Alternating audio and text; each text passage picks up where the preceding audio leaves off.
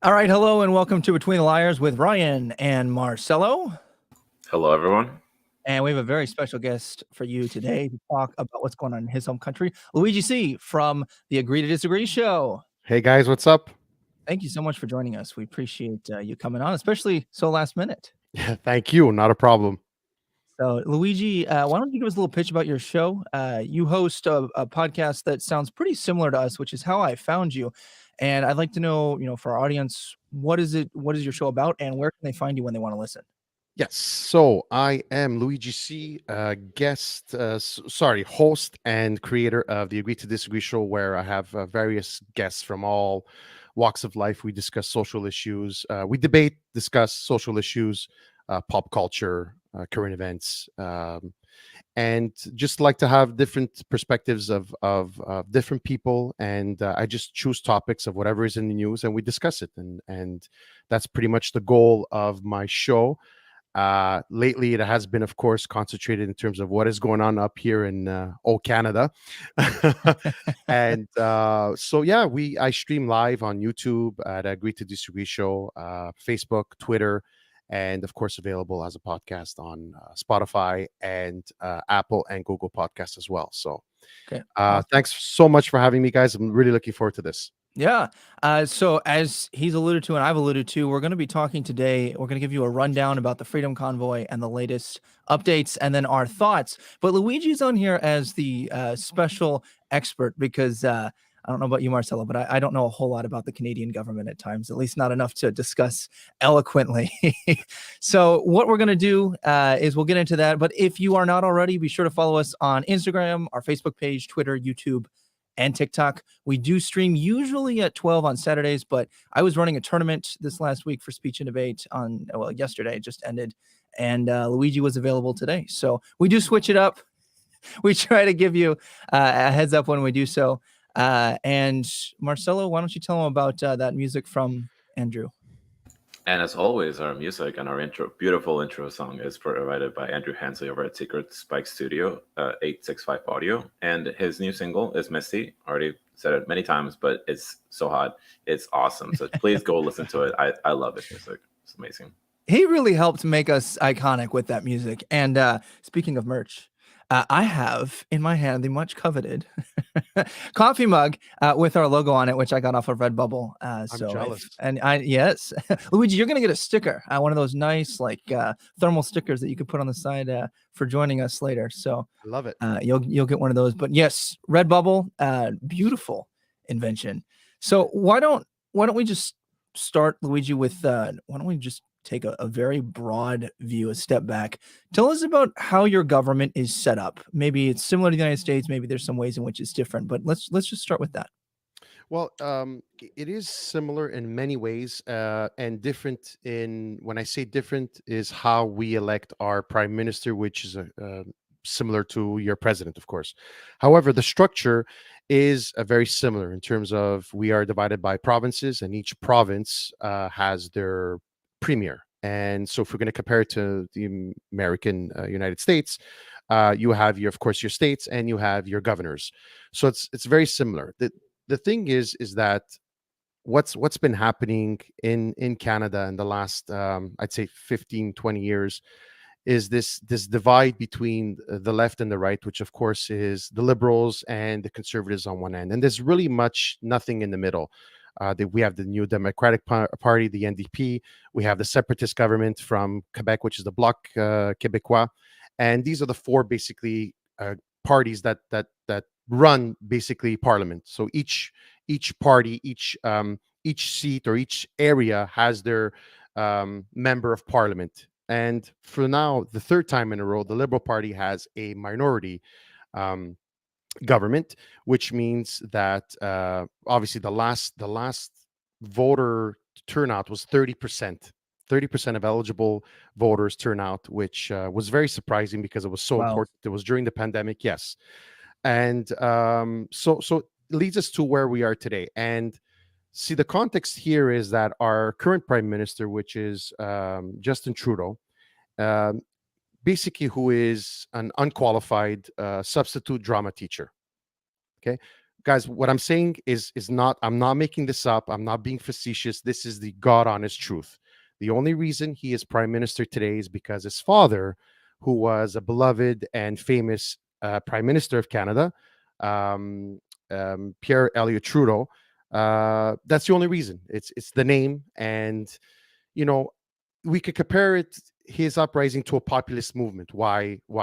Because he has got nice hair like his father. He's very charismatic, says all the right things, chooses all the right, very woke, and will pretend to care about literally and everything that is in the news and that's important.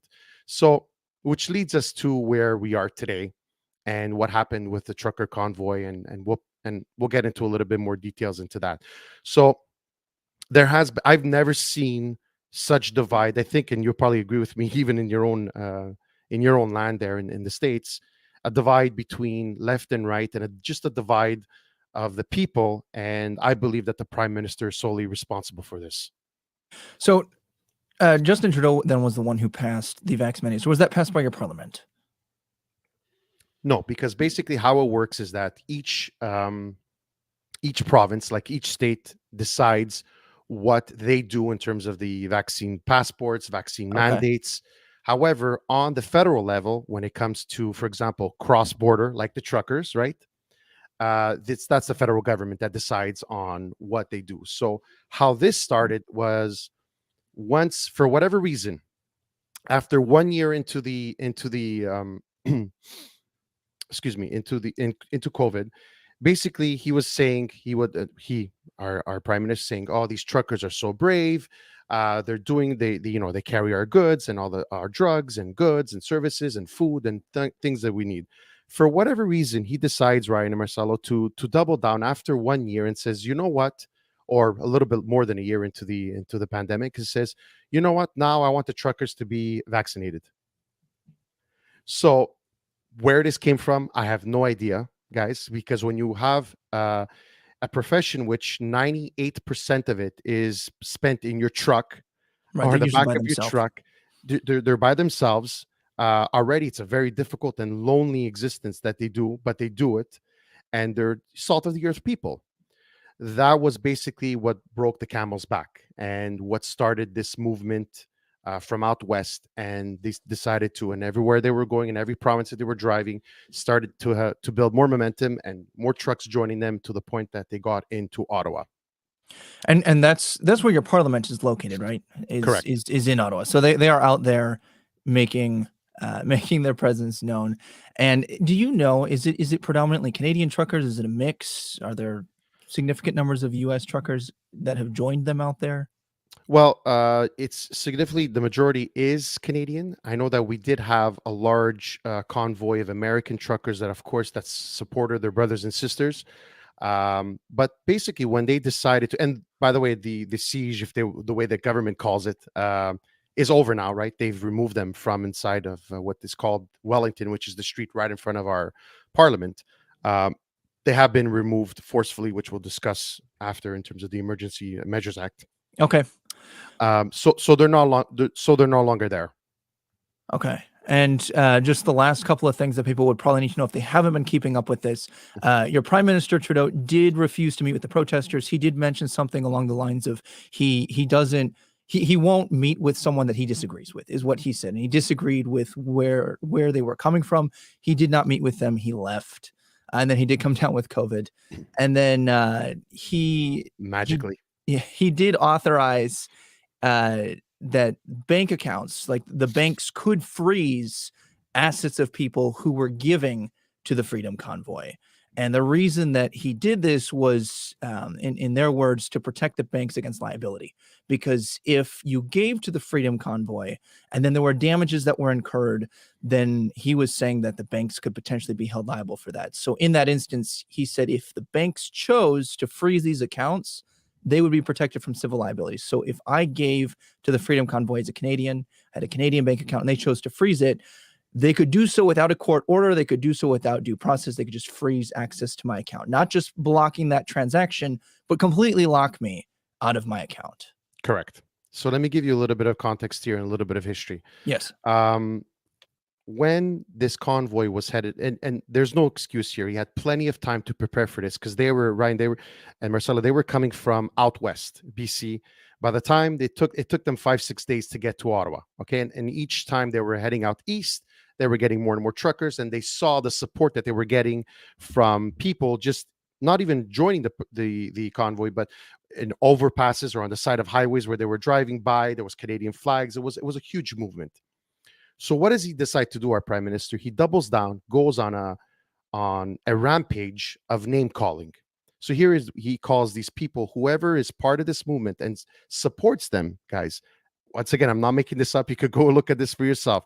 Calls them racist, misogynistic, transphobic. Like, where does this come from? Doubles down. Refuses to answer any questions having to do with the convoy. Refuses to meet with them. But of course, he does, decide to meet with a convicted terrorist and give them $10 million. Amar Kader, look that up if ever you want to look into that. Yes, I'm still ashamed about that. But, won't meet with law-abiding Canadian truckers and say, listen, you said this about us.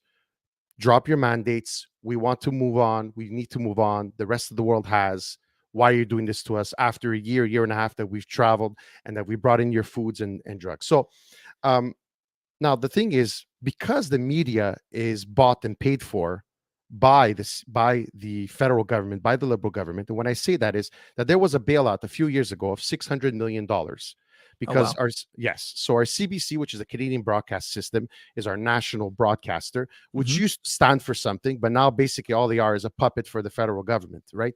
So, guys, do you know anybody that's going to give you $600 million and not have any, ask for anything in return? If they Right? did, you probably feel obligated.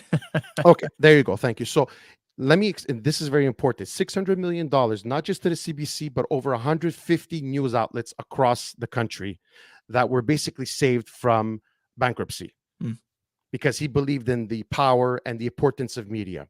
So when you look at the coverage of the Freedom Convoy, you have your CBCs, your TVA in Quebec, you have all the mainstream media, what they call the legacy media, that only spins it one way. Exactly one way, exactly like the prime minister. Guys, there was, during the 3 weeks of the occupation, even though it was just a protest, there was not one single sight of violence. On the contrary, they were cleaning out snow. They were helping people come through. They were cleaning the National Monument of Terry Fox and the War Monument as well in Ottawa. And what did the media stick on? That there was one guy, which I think was planted there, with a complete face mask, carrying a Nazi flag and a Confederation flag. Yep. Was seen for literally 2 seconds. Actually, nobody saw him. And now that became the rhetoric of the Liberal Party. These are racist. These are Nazis. That had nothing to do with it. I could assure you guys, it had nothing to do with it. On the contrary, it was probably implemented there. Well, and what's really important about that is that the footage that they do have of him, the truckers were yelling at him to get out of here. We don't want anything to do with you. Like, it wasn't like he was standing there in solidarity with them. So honestly, whether it was planted or not, to me, is kind of irrelevant because the visceral reaction from the people around him was that we don't support this. So get out of here. And this actually touches on a really interesting point that, since the pandemic, at least in the US, TikTok has blown up. I know that it was a thing, both internationally and also by many people in the US, but it has blown up since the pandemic and our original lockdown. And at least most of the footage that I have seen has come on the ground from people in Canada who were there just upload it to their TikTok feed, which is really interesting on how it's kind of decentralized the media. Because of course, if you turn on, your what was it, the Canadian News Network, so CNN, CBC, yeah, CBC. Yeah. So if you turn that on, media is the gatekeepers, and like Marcelo and I both took journalism classes in undergrad, and we learned that the media, they have to pick and choose what stories are important and how do they want to present them. But when you have something like TikTok, it makes it more accessible because, if I don't like what I'm seeing, I can keep scrolling. There's more options for me to look at. So to me, that's really interesting, that at least how I've received my coverage for this. I don't know about Marcelo. Have you kept up much with this? Yeah. So just a brief disclaimer. Obviously, I don't live in Canada. I don't. So the situation here, and I'm going to speak purely from my experience. I don't have a lot of knowledge or experience in the Canadian politics, but I do have quite a bit in movement building and the rise of populism in the United States. So it's sort of where my takes will come from. But I guess sort of like to set some groundwork, I wanted to ask Luigi, if you had to say what the protest is about, like what is the convoy about, like what is their purpose, then what would you say? That's a great question, Marcelo, because when it started, it was basically the truckers union getting together and asking for an end of all vaccine mandates and passports. But then it grew into something else because everybody, basically jumped on the bandwagon and saying it's enough. We've suffered for 2 years, which we're, again, of course, are going to get into. And then it just became it's enough. Let's end max vaccine passports mandates altogether, because you're forcing us, first of all, to be vaccinated. Because think about it, guys. Think about it. So basically, there's no more bodily autonomy, right? No more body autonomy. You can't decide whether or not you want to get a medical procedure. Guys, I'm fully vaccinated. 3 doses. 3 doses. All right. But you could certainly say that to a certain point, it was done under coercion, right? If you want to get your life back, you need to be vaccinated. But even when we did, we're at one of the highest vaccinated countries in the world, guys. And yet still, after 2 years, we were in prison. Yeah, Canada's what, 90% vaccinated? 91% now. 91%. Yes. So imagine that. So like I said off air, Marcelo, at what point you need to piss off Canadians, a law-abiding, polite, laid back, just, hockey-loving country, to get to the point where we were. Guys, let me tell you, we were, and I'm not gonna compare it to anything else in the world, what's going on. It's not about comparables, okay? This is not about concentration camps. This is not about what's going on in Ukraine. I'm just sheerly talking about what happened in Canada. Guys, we've been literally locked up for 2 years, where the majority of us were not able to work and provide money for our families. Yes, the government took care of those that could not work by CERB payments, which was a $500 weekly payment, okay? But you basically became reliable on the government. So freedom of movement, which is covered in our Charter of Rights and Freedoms, which we're going to talk about again. So you can't work, you can't move around, because there was certain provinces. And by the way, of course, I come from the province of Quebec, where we had curfews, guys. Curfews. I had to be What was your home. curfew time? Some was 10, then it changed to 9. Try to understand this, guys. Can you understand that in 2022, 2021, that a government is telling you need to be home by a certain time? Like, there's bombs going off in your backyard. There, in literally, I wouldn't say a make-believe crisis, because it was a crisis.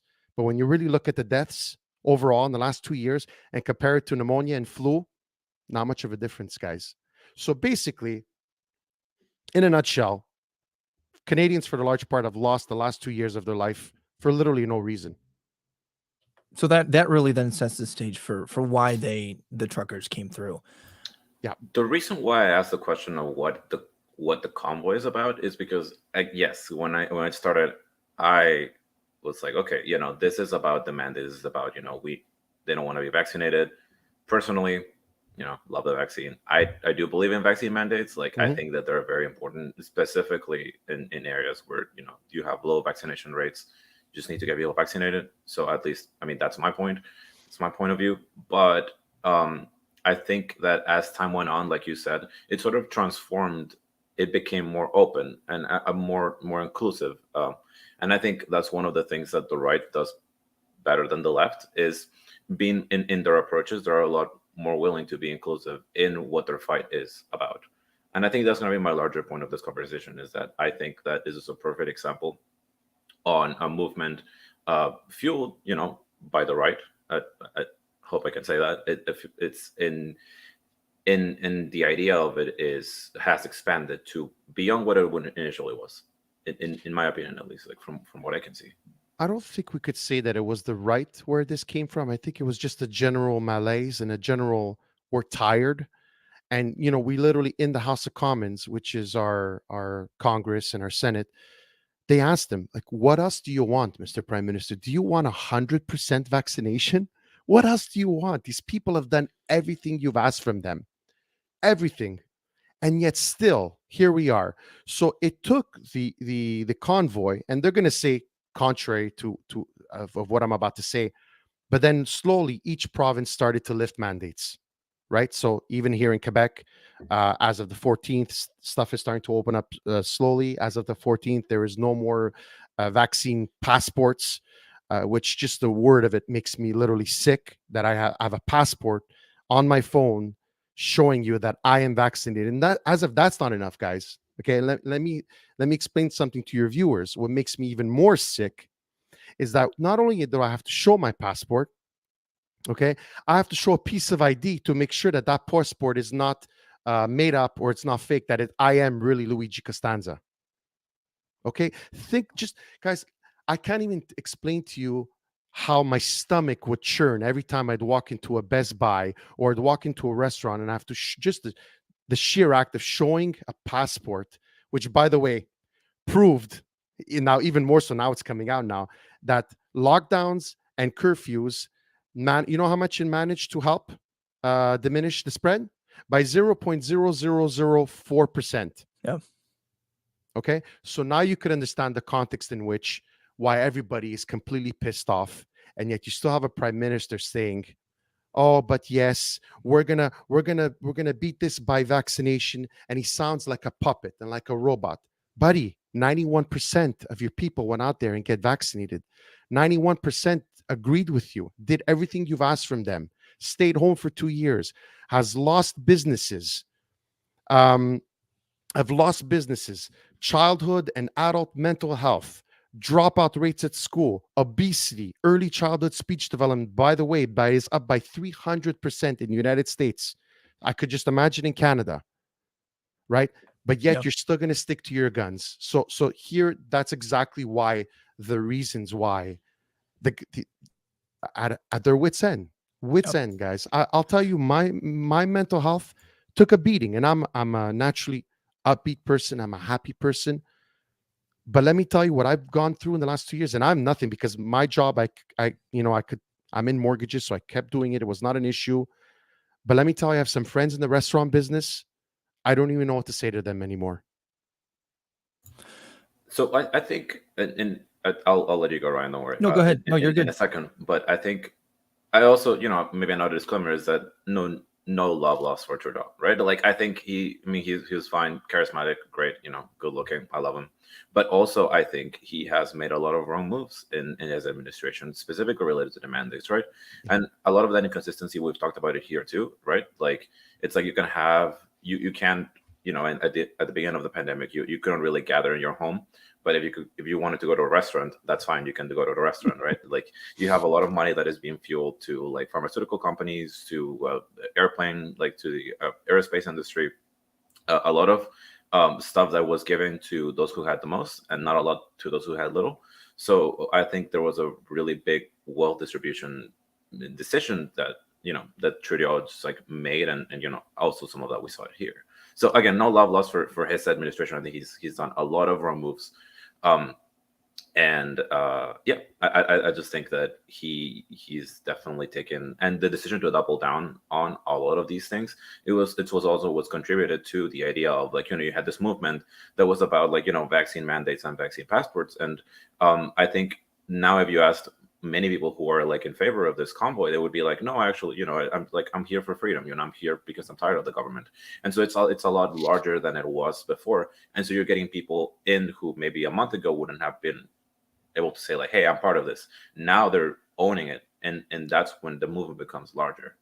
Absolutely, Marcelo. Absolutely, very well said. And I could add to that. I'll give you an example, guys. A couple of years back, our prime minister was doing what they call town halls. Okay, I'm sure politicians in the states do that.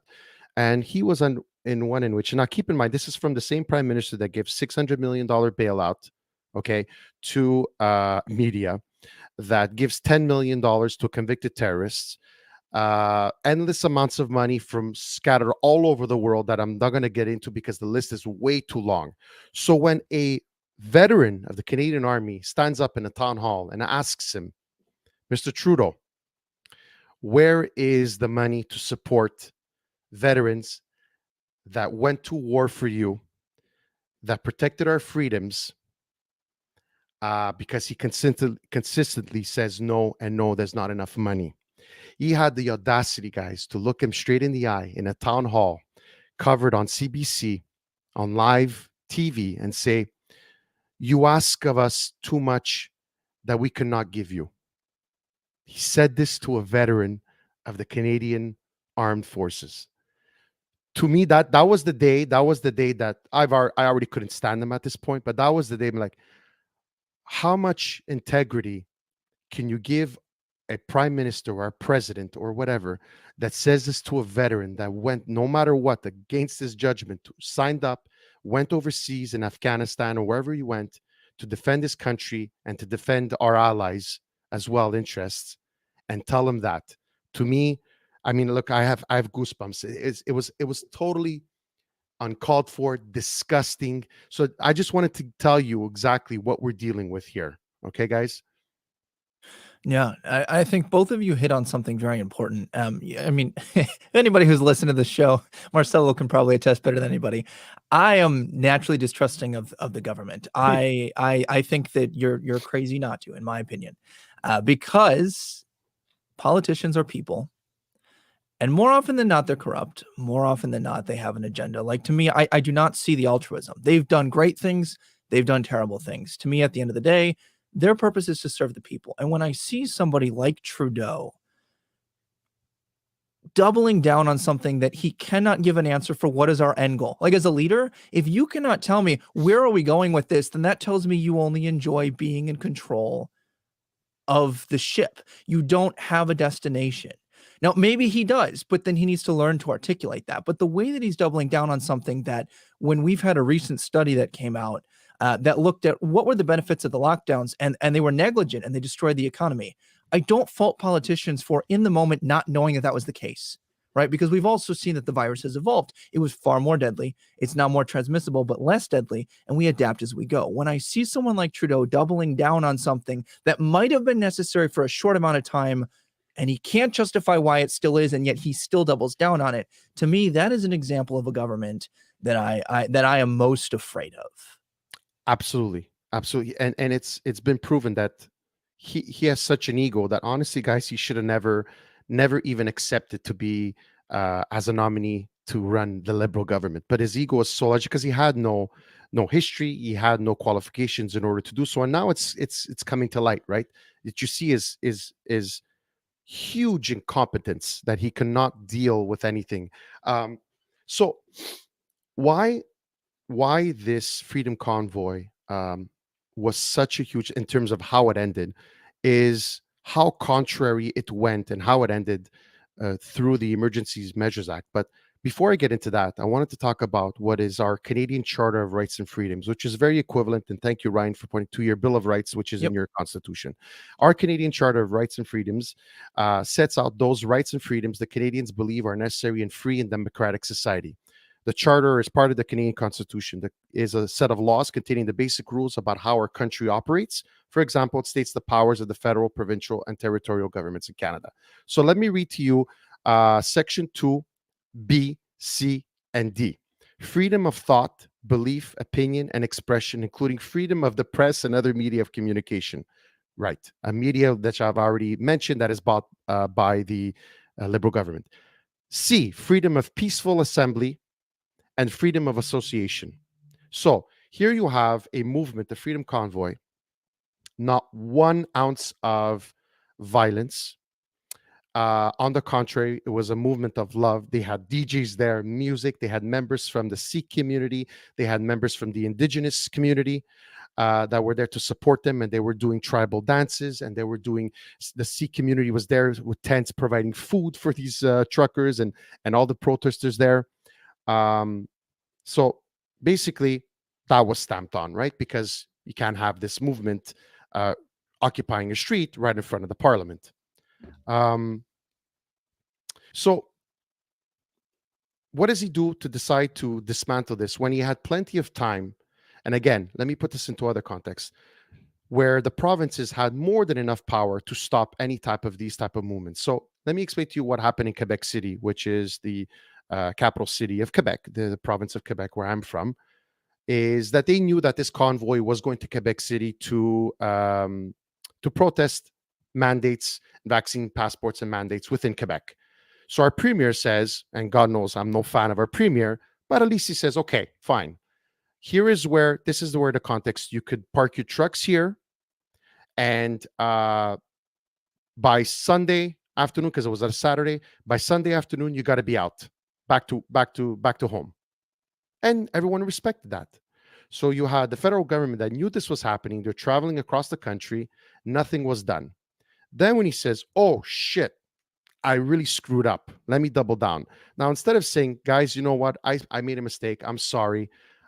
Yes, okay. Truckers no longer need to be vaccinated. I'm going to drop all these vaccine mandates. No.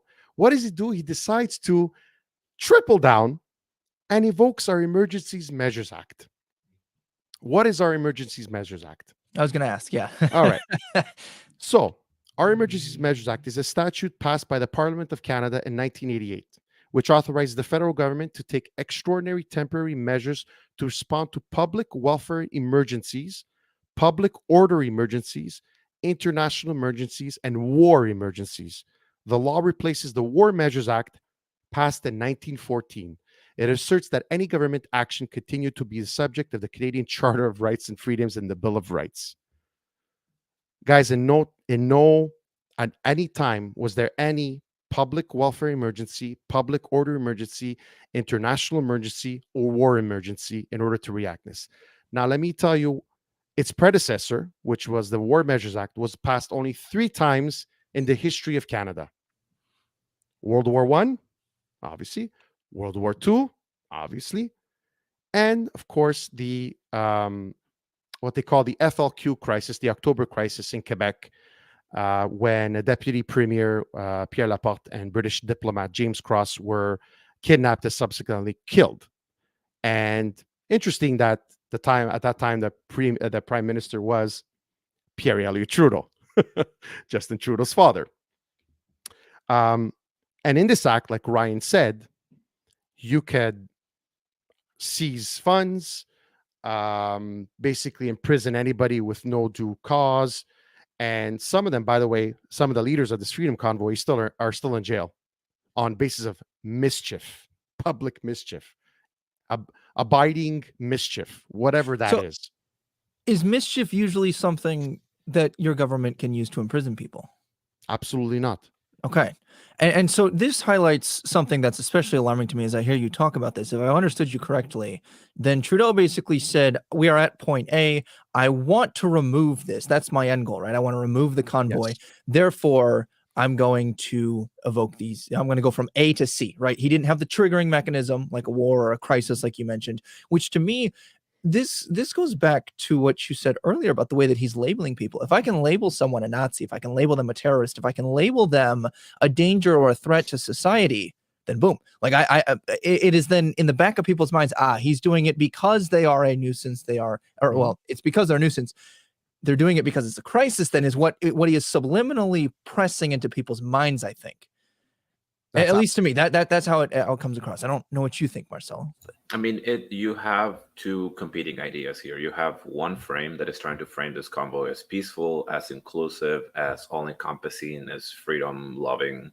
And then you have the other, I would say, a lot more attracted to the media. And to this, what I'll say about the media is that I don't think they're necessarily like, oh, yeah, we love liberals and we're going to cover them in the most favorable light possible. But I think for them, it's better for their viewers to cover the convoy in a negative light.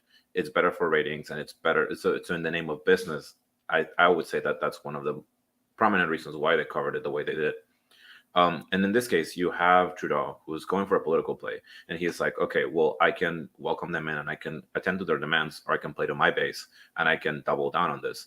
And obviously, it was a wrong call, because by using the police force, and Ryan will tell you this, like, I'm no fan of the police, right? I think what they did is awful, and they should, like, the frozen bank accounts is just, it's terrible. You should never use your powers like that, especially when it comes to, people who are in some ways legitimately protesting the government's decisions, right? So I think that's, I do not accept that.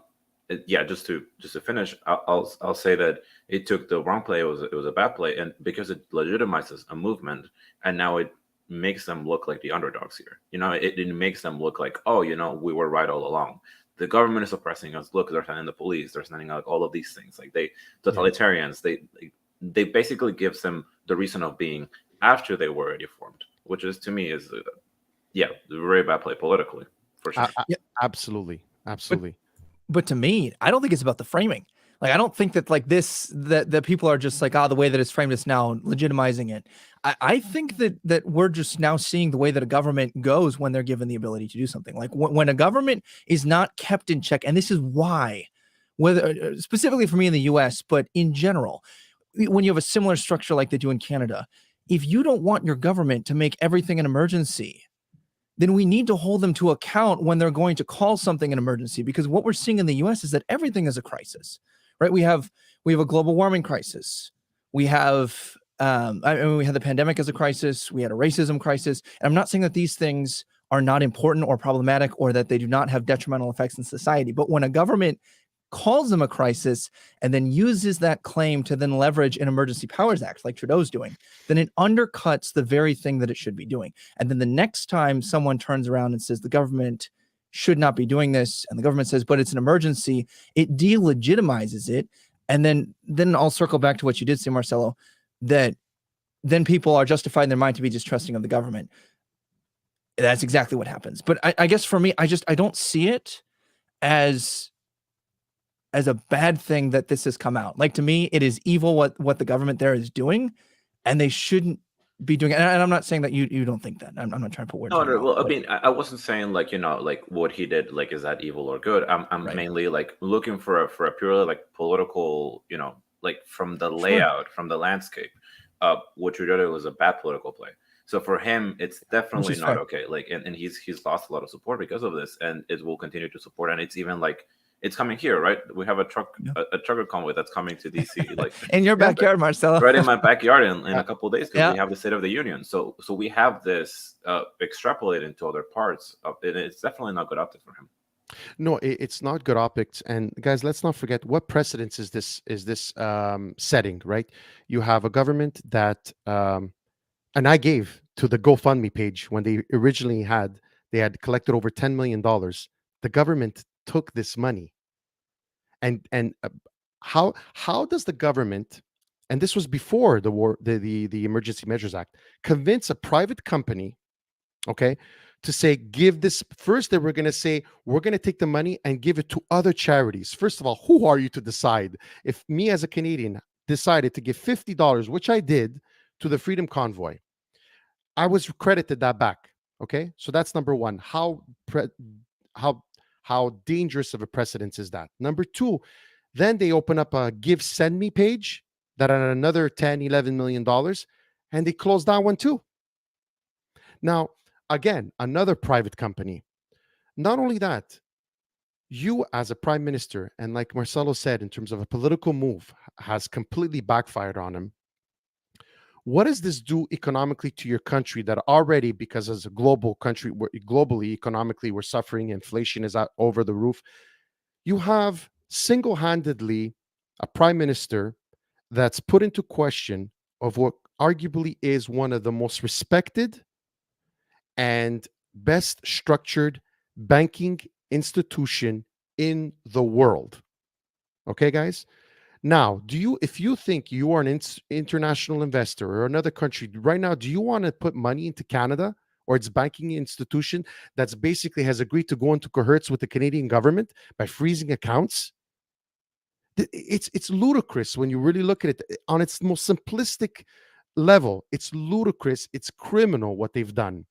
Then not only that, he says, because when you evoke the Emergency Measures Act, you have to debate this, right?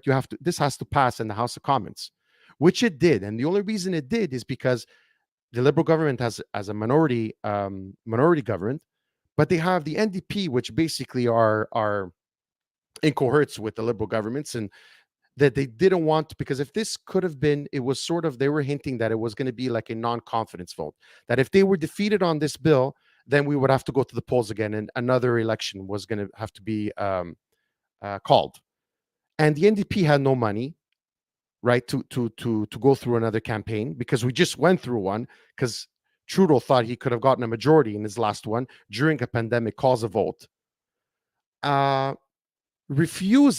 closes down Parliament, so refuses to have debate, saying that there's an emergency going right outside our doors. They were never a danger, number one. So it wasn't even debated, guys. So it just passes. So then what happens is then it's passed by the House. It goes to the Senate. It has to be ratified by the Senate. And the Senate, he was ripped apart. Ripped apart. If you guys could look it up, there's a few senators that just completely destroyed him in terms of this. So I'm sure that he decided 3 days later, once the truckers were removed with these special powers, which the provinces always had the ability to do, so there was no need to invoke this Emergency Measures Act, decides to rescind it after 3 days. All this money, all this time, 3 days later, this substitute I can't even call him my prime minister anymore, honestly, guys. The substitute drama teacher decides to rescind the Emergency Measures Act after 3 days. Like nothing happened. There's no more danger. And when he's asked, what are these people supposed to do to get their banks unfrozen? You know what one senator asked, guys? Well, they're going to have to prove to us that they're not part of a protest. Wow. What is your government's general thought on protesting? I know that Trudeau was that he actually went out and met with the Black Lives Matter protesters, but like in general, beyond those two, what is your government's guarantees for peaceful assembly?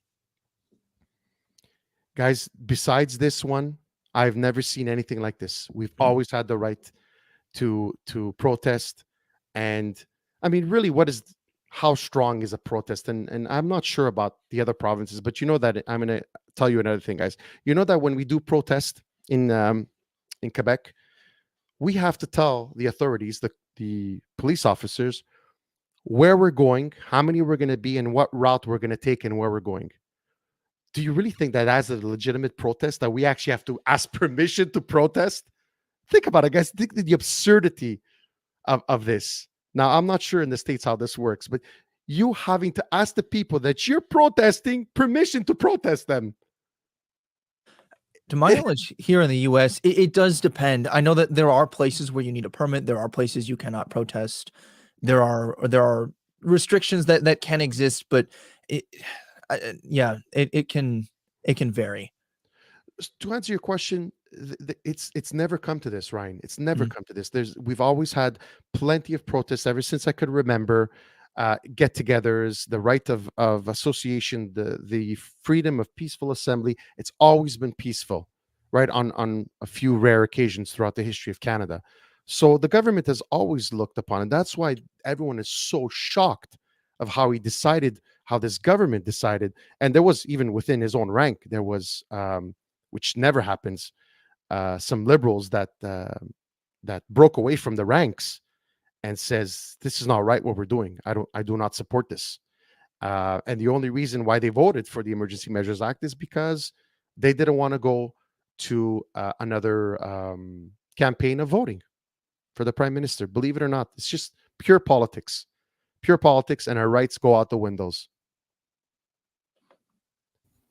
I will say, from what I know, is that there is some precedence for violent police pushback on protests involving indigenous peoples and First Nations in pipelines. So at least on that front, there is some, the police has been used in violent pushback or protest before. Yes, thank you for bringing that up, Marcelo. So I'm not here to shit on my country. I love my country. I'm a proud Canadian. Okay, but everyone knows the ugly history of our treatment of our indigenous population. We basically killed, stole their land, and not only that, we still can't even get to certain communities clean clean water for them. I'm ashamed to even say this after all these years. And now you have the discoveries, almost monthly discoveries now, of mass graveyards of the residential schools when the Canadian government put these tore these kids away from their communities and indoctrined them into Canadian schools, not to forget about their language, and rip them away from their families. And as now it's coming out that there was mass murder going on.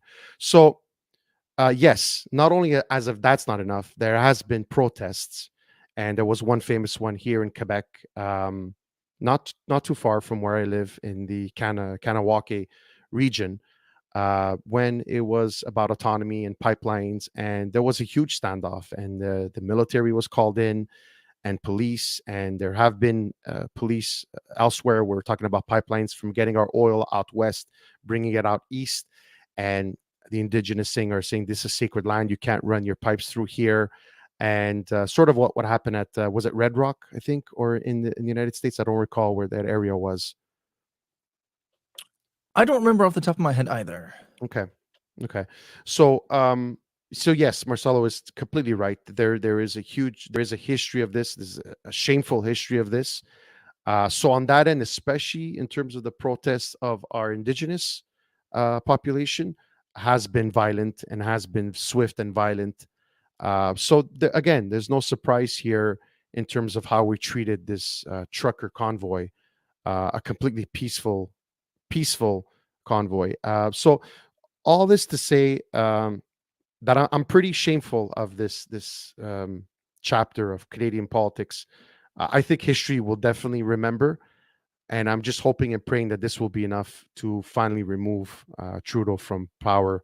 And we're only going to the polls next year in October 2023, so who knows what could happen till then. I think you were talking about Standing Rock. Standing Rock. Yes, thank you. Okay.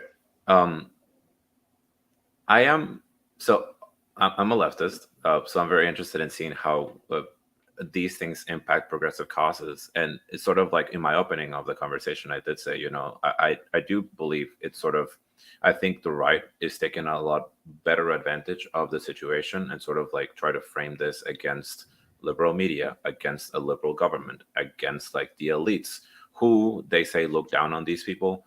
And it's right. I don't know how much you've seen of this, but like from what I have seen, at least here, is that most people would like to think of the convoy as this group of like, oh, they're uneducated, or like they're just a bunch of truckers, like they don't know what they're talking about, like they're anti-science, whatever, they would rather think of them as this group of people who are not acting rationally, instead of trying to come and have a conversation with them. Whereas the right is much more open and much more welcoming to this specific group.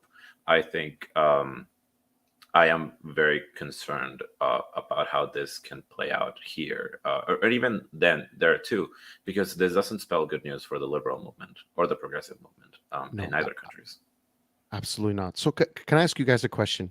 Yeah. Could you imagine if there was an exact, and I'm sure something similar to that, there was an Emergency Measures Act in the United States, how during BLM cities were burned not burned down to the ground, but there was violence, there was fires, there was damage to property, uh, damage to police stations. So could you?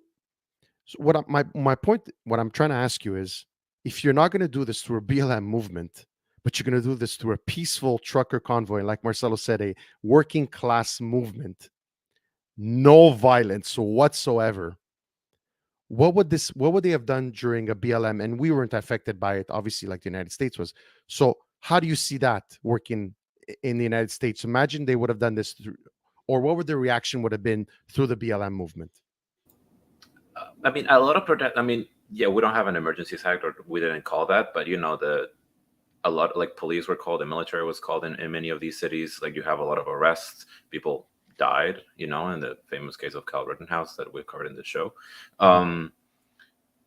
We had a really heavy police pushback on, in a case where violence was presented. So we didn't have this specific situation, but I will say that the police force there was definitely escalated the situation. I would say from my point of view, I think that we have had stuff like that happen to them during BLM. To me, the difference between the two, and this is what's important to distinguish, in my opinion, not all of the Black Lives Matters were riots. Not all of those escalated to violence, and there were a large number that remained peaceful. The ones where you had the largest police presence and then you did have that engagement, by and large, were the ones where they escalated. You had the cities on fire. Mm-hmm. That happened. So to me, the important distinction is that as long as you are remaining peaceful, then your right to protest, regardless of what it is, needs to be supported. And I think what we're seeing in the difference here between the Black Lives Matter protests or riots in the US and the trucker convoy is that the trucker convoy is breaking the law with their trucks being there, but they're not being violent. So if you're going to arrest them or you're going to remove them, then you need to have something that says that they can be removed for breaking the law. And if that's the case, then remove them, right? And I think that a lot of the truckers went into that protest knowing that they're going to break the law. And in fact, many times protests are breaking the law. It's where they become violent that it becomes more dangerous, and you're probably going to see the emergencies clause enacted. At least from my understanding, the emergency clause is there for when they become violent, not necessarily to remove them, right? Because even during the civil rights movement in the US, we saw people being arrested for technically breaking the law, right? If you were African American and you went into specific stores, you were going to be removed, you were going to be arrested. But they were peaceful in those instances. Still arrested, removed. What we're seeing for the Black Lives Matters protests is that they weren't arrested. But once we saw people who were committing acts of violence, they were arrested. And now we're seeing in Canada that the Emergencies Act is being enacted on people who are breaking the law, but still remain peaceful. So I guess to me, the biggest issue here is when we're not being consistent, or rather the government is not being consistent in the way that they're enacting things. If you're going to enact an Emergencies Act because they are breaking the law, then we should have done that when people violated curfew for the BLM protests, right? And that to me is the main issue. Be consistent, right? And I mean, AOC and I tend to wildly disagree. She did say that the point of protest is to make people uncomfortable. That's how you get attention. And I agree with that. What I don't agree with is the justification then where that goes to, yes, we can make people uncomfortable by breaking the law and being violent. If you're breaking the law because you're not supposed to be parked somewhere, that is wildly different than breaking the law by burning down a building, right? To me, those are not the same. One, you get the Emergencies Act and you face criminal prosecution. One of them, you should just be removed, in my personal opinion anyway. I don't want to get too much into BLM, and I think just to close the idea, because I don't want, just for the record, I think we do disagree there, because I do think violence is justified in cases of protest. I think violence can be. Yeah, we definitely disagree. I'm going to agree on. I'm going to say a little with Marcelo on this one, but I'll say my piece after. Sorry, Marcelo. Yep, but I'm ready for hot takes. I was just going to say is that with Marcelo was, Martin Luther King said sometimes we need to resort to violence when there is unjust laws. So when you look at some of the biggest movements in the world, they have been violent revolutions. and how else would you get through them, right? So not to say that there was any violence, like I said, in Ottawa, and I repeat, there wasn't, but the government had many ways of avoiding to get to that point. The simple thing is, you knew they were coming, just block off Wellington Street and not make the trucks park in front of Parliament. If that's just such a huge factor now, they screwed up. That basically it's they since really monumentally screwed up. All right.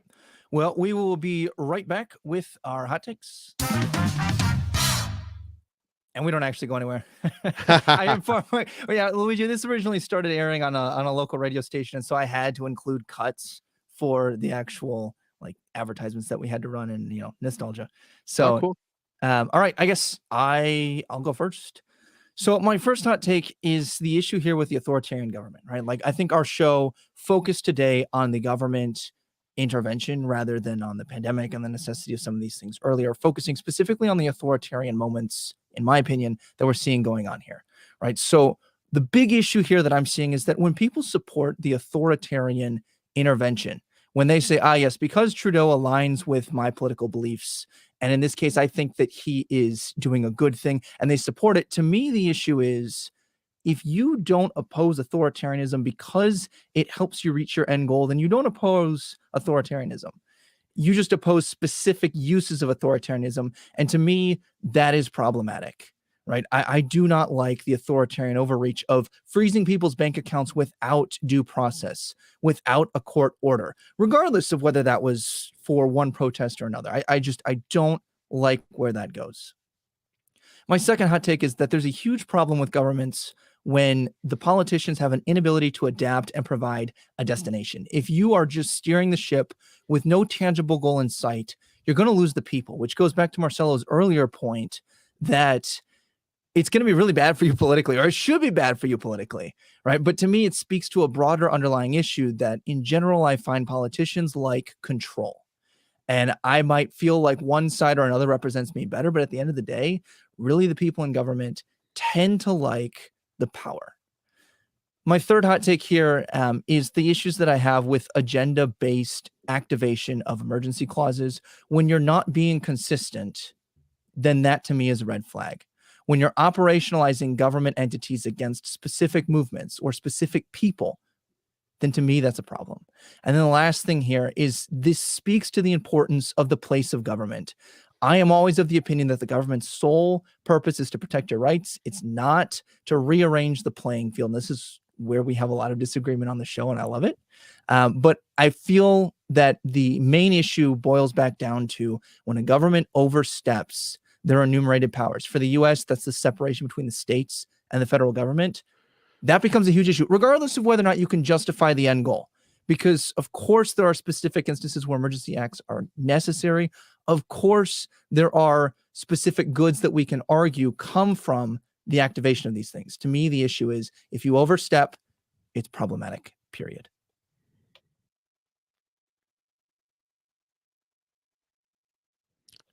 I'm next. Oh, no, Marcelo. Okay.